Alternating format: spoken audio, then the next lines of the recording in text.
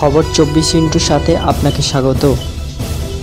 নতুন নতুন খবর জানার জন্য আমাদের চ্যানেলে চোখ রাখুন। নমস্কার দর্শক বন্ধুরা, খবর 24 সাথে আপনাকে স্বাগত। মঙ্গলবার সকালে আহমেদাবাদের নিশান হায়ার সেকেন্ডারি স্কুলে ভোট দিলেন প্রধানমন্ত্রী নরেন্দ্র মোদী। তার আগেই ওই স্কুলে পৌঁছে গিয়েছিলেন কেন্দ্রীয় স্বরাষ্ট্রমন্ত্রী অমিত শাহ।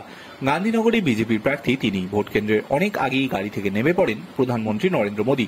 রাস্তার দুই ধারে উপস্থিত জনতার দিকে হাত নাড়তে নাড়তে ভোট কেন্দ্রে যান প্রধানমন্ত্রী।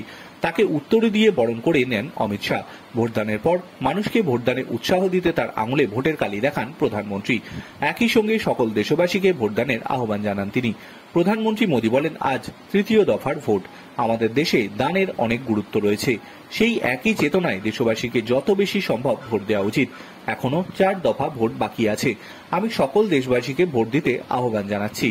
গণতন্ত্রে ভোট দেওয়ার কোনো সাধারণ দান নয়। তিনি আরো বলেন, আজ লোকসভায় নির্বাচনের তৃতীয় পর্ব। আমি সবাইকে একটাই গণতন্ত্রে ভোট দেওয়ার জন্য আহ্বান জানাচ্ছি।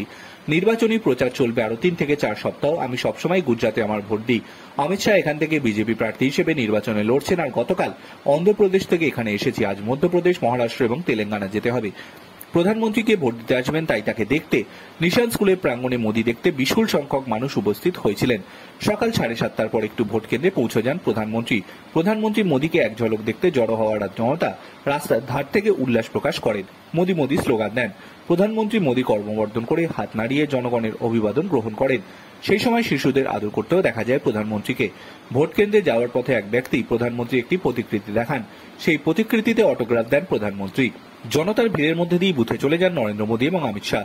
এদিন ভোট দিতে এসে নির্বাচনের খবর সংগ্রহকারী সংবাদ মাধ্যমের কর্মীদের শরীর স্বাস্থ্যের খোঁজ নেন প্রধানমন্ত্রী। তীব্র দাবদাহের মধ্যে তারা ভোটের প্রতি মুহূর্তের খবর পৌঁছে দিচ্ছে দেশবাসীকে। মিডিয়া কর্মীদের প্রতি মোদী বার্তা দেন, আপনারা স্বাস্থ্যের যত্ন নিন এবং প্রচুর জল পান করুন। ব্যুরো রিপোর্ট, খবর 24/7।